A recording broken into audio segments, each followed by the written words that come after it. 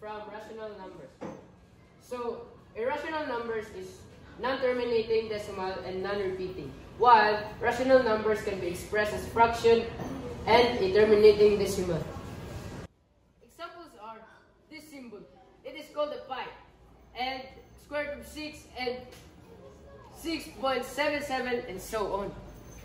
So what we have here is the square root of 6, which is an irrational number.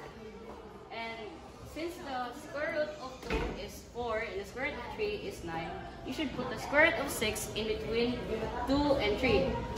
And the reason for that is the square root of 2 starts with 4, 5, 6, 7, 8, 9, which goes to the square root of 3. So, yeah.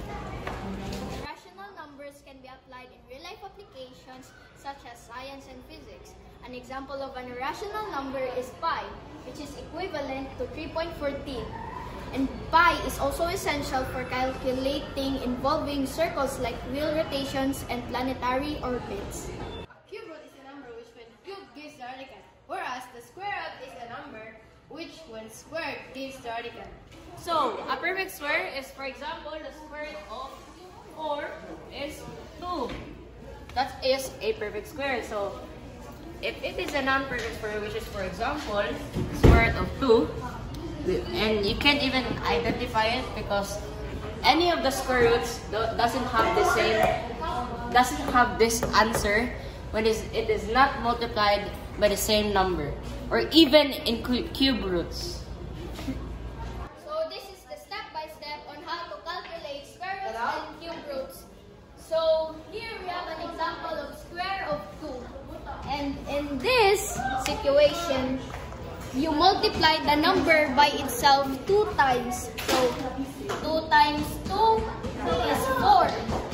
Same goes for cube roots. But cube roots, you multiply it triple in itself, like this. 2 times 2 times 2 equals, so 2 times 2 is 4, times 2, 8. So the answer here is 8. And that's how to solve cube roots and square roots. So I'm here to explain why the square root of 2, the square root of 3, and the square root of 5 is an irrational number, while the square root of 4 and 9 is not an irrational number. So the square root of 2, 3, and 5 is an irrational number because it has no perfect square, while the square root of 4 and 9 it has a perfect square. Because when you multiply 2 times 2, all you do is 4. And when you multiply 3 times 3, all you do is 9. As we know, cube roots and square roots can be applied in real-life application. For example, if a car moves 100 kilometers in 2 hours, what is the speed of the car? So, the given here is speed equals distance over time. The solution for this is the distance, which is 100 kilometers, divided by the time, 2 hours.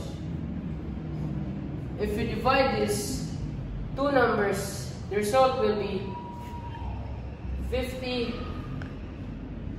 So therefore, the answer is 50 kilometers per hour. Second is our square root and cube root, which is kind of the same, but square root has to be multiplied by the same number twice, while the cube root has to be multiplied thrice. Square roots, cube roots, and irrational numbers are important in real life because in every calculations, they can always be found. They are also important because they help us measure and calculate things. For example, money finances.